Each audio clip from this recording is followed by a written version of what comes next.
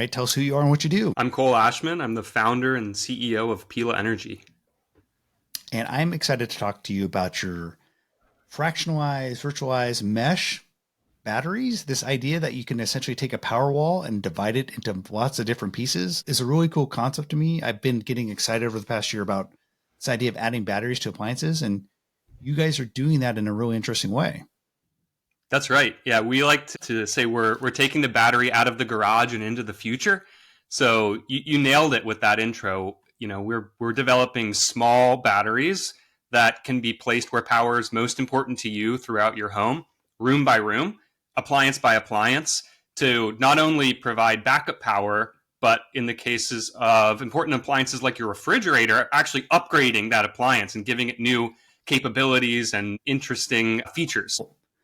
All right, we're going to jump into the specifics and all that. But before we do that, tell us a little bit about yourself, Cole. How did you come around to starting a company where you're creating batteries for appliances? Yeah, great question. Don't know if I would have predicted this on my bingo card 10 years ago, but my story, I grew up in New Orleans. So, I lived through Katrina and a lot of other storms that took power out for my family. And of course, the default for a lot of homes is to do nothing in a power outage, or you've got a generator. But seeing that impact to infrastructure and this kind of invisible force that keeps life going being shut down is eye-opening. That set me on a path to study engineering. And eventually I ended up really fortunately getting to work on the Tesla Powerwall at Tesla, developing products there globally to bring backup power into the home, to level up people's energy, help save money, produce energy at home and store it. And then most recently, I led the hardware product team at a company here in San Francisco called Span, who are most known for the smart electrical panel, upgrading the 100-year-old fuse box in your home. So I've Yeah, had the fortune of spending time in this home energy space, and that led me to Pila ultimately. that's like the perfect background. Working on power walls, rethinking what this old electrical box, which most like we have a pretty old one. At some point, I probably need to have an electrician come in, especially if I get that EV that I want. And Yep. you have had all that kind of background, and so you've probably started to think a lot about how people can use uh, battery technology around the house. When I thought of power walls, I've always wanted one, but they've always seemed way too expensive. Is that part of the reason like most people don't have them? And also, I would have to actually bring an electrician in. Is that Yeah, why? I mean, you've already gotten there. Those are the friction points in addition to the five-figure investment. So Yeah. Powerwall, it's a fantastic product, and there's lots of options out there other than Powerwall today for smart home batteries. But if you don't own your home, if you don't have months of time to become a project manager for this major upgrade, and if you're not ready for that five-figure investment, you don't get it. And it's unfortunate that by the numbers, we only have about a quarter to half a percent of US homes that have taken that quantum leap to home battery Which is backup. tiny. That's a tiny amount of like it's been around for like what 5 to 10 years. It's been That's around a right. We while, and launched in a tiny 2016. fraction. Yeah. And, So only a meanwhile, what's quarter to happening, half percent. quarter Go to ahead. half Sorry. percent. Yeah. And meanwhile, what's happening is what power outages are getting worse across the country. Utility rates are kind of going up universally. And the best thing about these smart home batteries is they protect you in an outage automatically. Yes, sure. But even year round, they add value by helping save on bills, whether that's charging from solar Yeah. or giving you more insight into your energy usage. And it's way smarter than, the old school kind of generator options that collect dust, 99% of the time. So that was indeed a big part of our founding story for Pila, making this stuff more accessible. And so when you started to think about the friction points, high cost, had to have an electrician come in. At one point, did you have this epiphany, or did you have an epiphany saying, "Hey, I we can actually maybe reduce this friction, create like smaller little batteries that can attach to different appliances like the fridge," because that's what I always think about, right? The fridge in a power outage. I'm always afraid to open up the freezer or open the fridge up because you want to keep it cool, especially if the power's going to be out for a day or two because you're going to lose all that food. That's right. And when you think about what that food means from a financial standpoint, I mean, the average American fridge has something like $300 to $500 worth of food in it. If you look at the FDA recommendation, after 4 hours, they suggest you start throwing stuff out. So, big financial risk, there's health risks there. Absolutely, fridge is number one for power outage protection. And this was something we heard over and over again, folks getting power walls just to back up the fridge. And especially if you have medicine in the fridge or other super high value perishables, whether it's meat that can't be replaced or these sort of things, then that value goes way up. So fridge was the focus for us kind of out of the gate, and that's really our hero use case.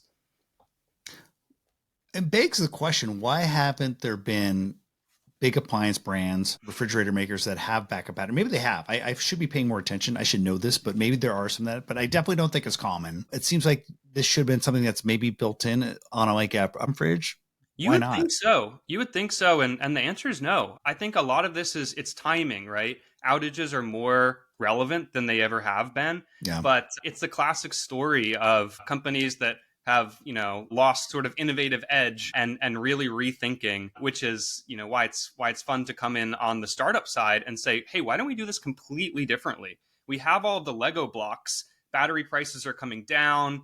Wireless communication technology at the edge has been cost optimized as well and has unlocked the ability to upgrade these appliances. And we thought the same thing. Why is no one doing this? Of course, you have folks coming at it from the stovetop angle with some really innovative products there to help folks switch off of gas. But, for me, it's the resiliency, the backup power, energy security that I think really needs more attention. When that's what drove us to the refrigerator specifically. But yeah, I'll also take the opportunity to say it's not just for the fridge. The great thing about Pila is you can kind of spread it all across the home, from the sump pump to the window air condition to the home office. Anywhere you can plug a device in, you can use Pila. Yeah, it's like you said, it's flexible. You can use it anywhere. And the idea is, at some point, you're creating a network of different batteries. And I think you're calling it actually a mesh power network, which I love that term. It's kind of borrowing a little bit from like what we've seen and we've learned from the past decade with the Eros of the world, the mesh Wi-Fi. So talk a little bit about that, how you can essentially create a virtualized power wall that maybe at some point, if you have enough of these, could back up your house. Yeah, absolutely. And I'll raise you one, not only a house, but what about the large multi-tenant buildings for which there are very few products for backup power today? We see the opportunity to turn those big buildings into big batteries by scaling energy storage across the property.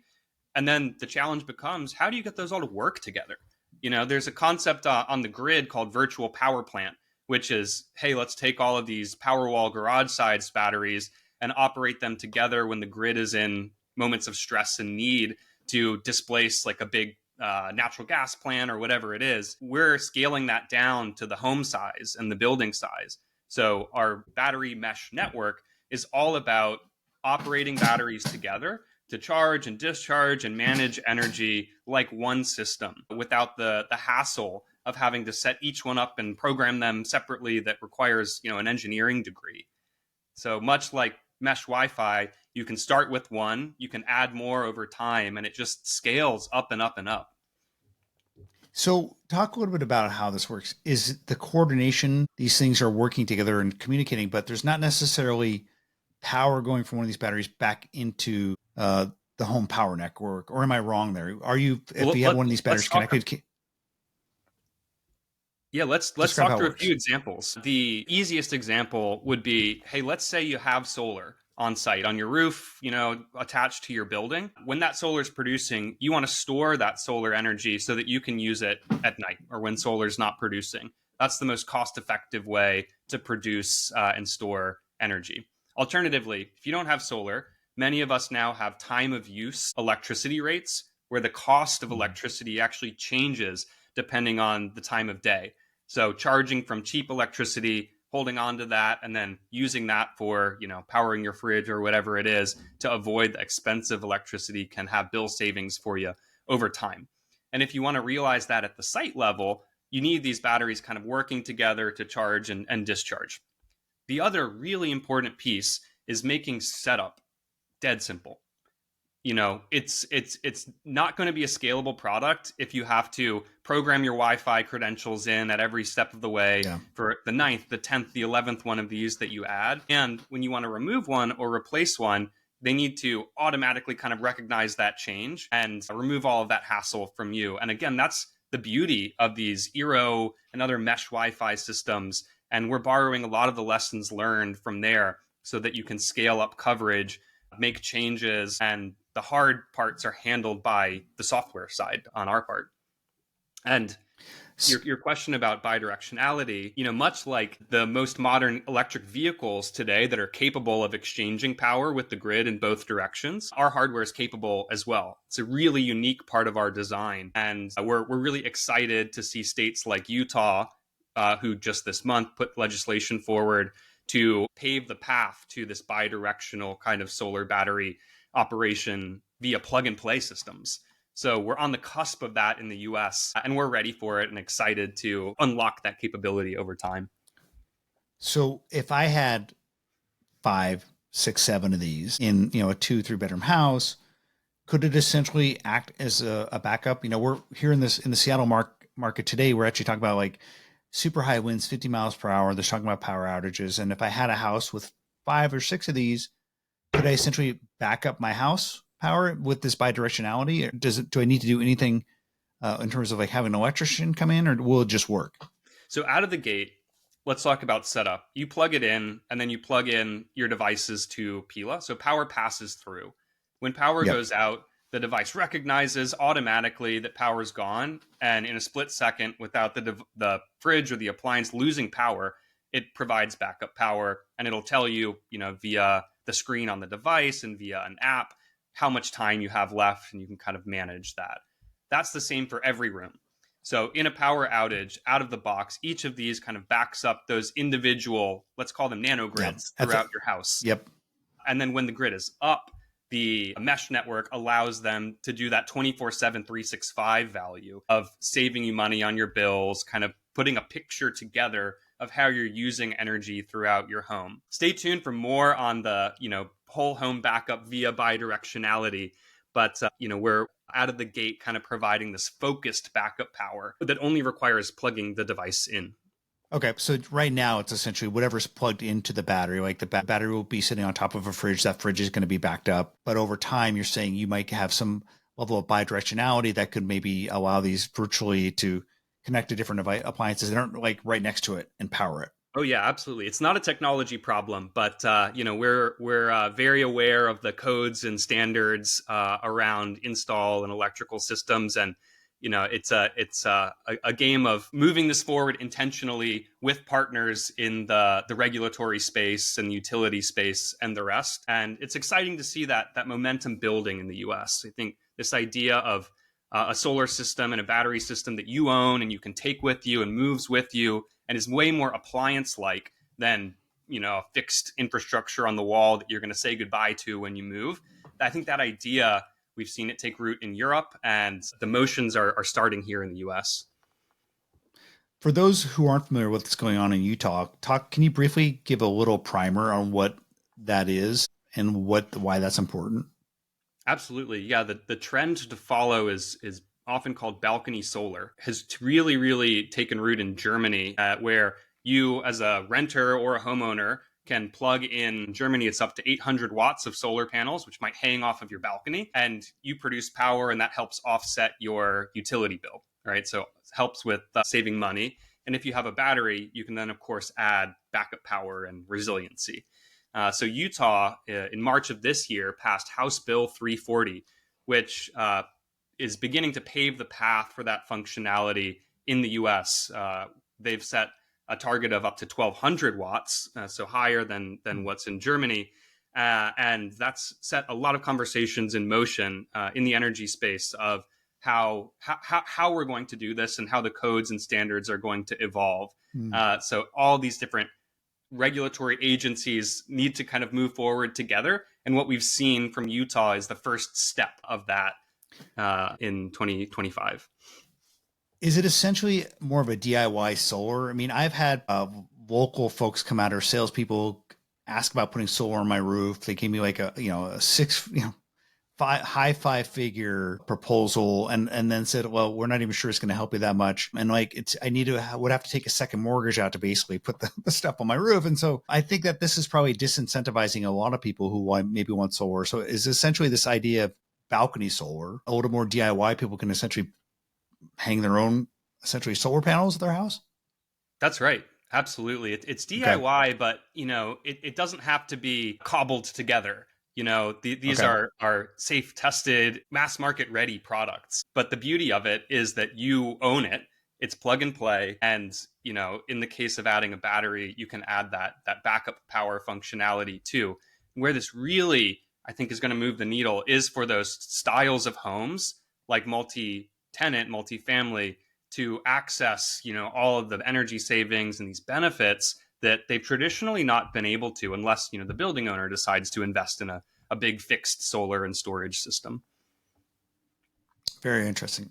So you mentioned earlier in the conversation some of the other players in the space that are adding battery. We've seen two in particular in the in induction stove side, copper and impulse. And I think you're probably, it's a small little industry. You guys are probably talking about it. Um, at some point, do you see yourself maybe putting batteries in stoves, or are you guys always going to be these external batteries? Talk a little bit about other appliances you're eyeing in the future. Yeah, well, I'll start with the future that I would love to see, which is I would love to walk down the aisles of, Home Depot and see every refrigerator and major appliance be battery enabled by default. Much like most are now Wi-Fi enabled by default, I believe that batteries are that next up level for the appliances in our homes, which brings comfort benefits, convenience benefits, and then these savings benefits. Now, I'll level that up one more. I would like all of those appliances to be capable of working together across Mm, vendors and interoperable with not only your home, but with the grid. If we're going to dig all of these minerals and batteries out of the ground, we definitely don't want them sitting idle 99% of the time when there's so much yeah. benefit that we can deliver to the community at large by stabilizing the grid. And by the way, you're going to get paid for that functionality as well. So it's win-win. So I'm really, really excited to see these other folks in the space that are beginning to prove out, the market and the value proposition as well. And absolutely, if we're doing this right, we're doing this together and making these systems work intelligently and in an interconnected way so that you can realize value across the whole home. The other piece is where backup power is needed isn't always next to an appliance. So think Yeah. your den, your work from home space. I think we need flexible solutions kind of across the board.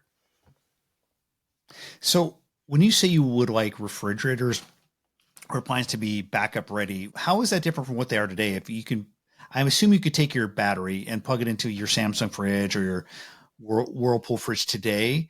What more do these appliance makers need to do essentially besides adding and integrating the battery? What could they do?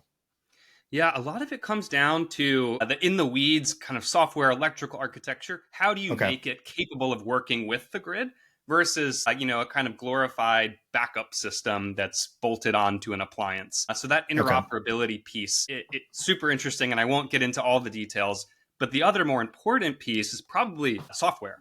How do we enable these devices to coordinate and be aware of when is energy expensive, when is it cheap, what's the solar system doing, what are my other resources in the home doing, EV charging and the rest, to affect energy savings on your bill. And I think really importantly, to give people a picture of what's going on in their home. And we've talked a lot about backup power, we've talked about energy savings. The other piece is monitoring and insights. So it's not just about, is my fridge powered, for example, but is my food safe? Is it at the optimal temperature? Do I need to call a maintenance person out? I mean, how many of us have reached into the fridge and it's been a little warm and you wonder like, Yeah. what's going on? Is everything in here okay? So I think we can think about it, yes, from the energy angle, but also from the food safety angle and the appliance efficiency angle. There's so much interesting data that we could be pulling from these appliances, and we're excited to show folks what that can look like. I think it was maybe KBIS last year that GE Appliances showed up there and talked a lot about the power network. And it was an interesting thing because I think the same person who was essentially running the smart home was also overseeing the power network. So I am starting to see movement on the big appliance side where they're starting to talk about the story. I don't think everyone is. I haven't really heard it from like the whirlpools of the world, but I do think this is becoming something that's increasingly on the radar of appliance brands. Are you having some interesting conversations with some of these appliance guys?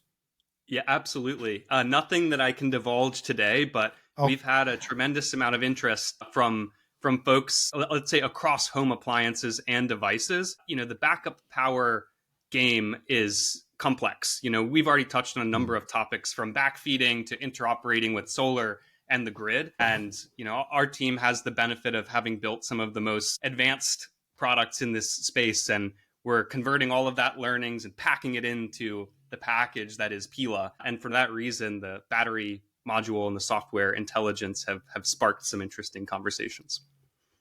so when can I go out and buy a Pila battery? When will it be available and for what price? Absolutely. So today you can go to our website, which is pilaaenergy.com. We'll be shipping first customer units towards the end of 2025. But for folks that like what they see, like what they hear, if you want to be first, we're accepting $99 reservations. And what that does is locks in a discounted price of $999 and puts you, first on the list to be a Pila household. After we start shipping, our MSRP will be $12.99. So working our hardest to keep that entry cost as low as possible for folks who really need this type of product to provide that peace of mind and energy security. And tell people exactly what they're getting. How much backup energy is there? How much is it holding? And then how long can it essentially power like a fridge? Yeah, great questions. So the specs also on the website, 1.6 kilowatt hours, and this is a lithium iron phosphate battery. So the safe, tried and true technology that has been in power tools and the rest for years and years. The power output, 2.4 kilowatts, which peaks up to 7.8. And this is something we're really proud of because it ain't easy to start things like sump pumps and window air conditioned systems with, low cost, low power point backup systems. And then the integrations, we have smart temperature sensors that you can chuck in the fridge, think an AirTag type device to measure Hmm. temperature, portable solar panels that you can plug in for that multi-day outage to recharge the battery, and some other awesome accessories on the outlet and expansion battery side. The default product, just to give all of that in context, would back up a standard refrigerator for about 32 hours, plus or Okay. minus. If you go down to mini fridge, you might double or triple that. If you've got the sub-zero premium system with the Pila battery and the cabinet above it, you might be talking more like 12 hours. But all of that information will be at your fingertips in the Pila app, exactly how much backup time you have. So you can plan your way through the outage. Who do you think is going to be the typical customer? People that live in places where there's lots of like storms and power outages, or people who are like just affluent. I think it makes a lot of sense. But if you have like a low cost fridge, $800, $900 fridge, you're going to essentially pay more than that for this battery. So I don't know if I necessarily see it with some folks with lower incomes. Who do you see as the key customer here? Yeah, and the first thing I'll say is we're really excited to work to bring down that upfront cost by partnering with folks like utilities who are, really Okay. excited to provide smart technology. So that's absolutely a goal of ours. $1,000 is a considered purchase. Let's be honest. Our early customers, though, who have expressed a lot of interest, do fall into that category of, hey, I have a lot of outage, maybe multiple per year. Maybe they're long outages, and either they can't get a whole home backup system. Again, maybe they rent, maybe they live in a condo, or maybe folks like yourself who have looked into it, and it's just such a tall order to go through that big home retrofit that you haven't taken the leap yet, and want to get started with backup power. Aside from that, we've heard interest across the board from fridge to my home workstation to my terrarium Hmm. and saltwater aquarium to sump pumps. I think think about what you need to feel comfortable and operate your life day to day, and what it would mean to lose power. I think most folks have experienced an outage at this point in the US. You'd be a statistical anomaly actually if you haven't. Yeah. Yeah. And our goal is to enable those folks with more solutions, and ideally easier to get, install, set up, and get started with than what's out there today.